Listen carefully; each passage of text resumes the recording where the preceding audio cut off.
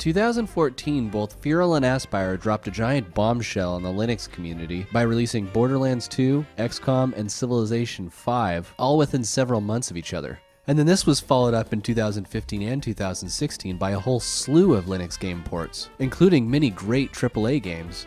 Now, one interesting side effect of these awesome game ports is a lot of open source indie Linux games have kind of faded into obscurity. Now, I'm not necessarily talking about games that are no longer developed. I'm talking about really great open source games that are currently being developed or came out somewhat recently and maybe flew under most people's radars. Now, here on this channel, I've done videos on Extreme Tux Racer, Frozen Bubble, and Rocks and Diamonds. And I think everybody's familiar with Zero AD, Super Tux, Torx, and Battle for Wesnoth, but in this video I'd like to explore some of the more obscure open source games. So we're going to be looking at my top 10 picks of most interesting yet rarely talked about open source games. Now, some of these games are multiplayer games, and for those games I'll be playing with members of the EGIO gaming community. And with that said, let's dive into the games.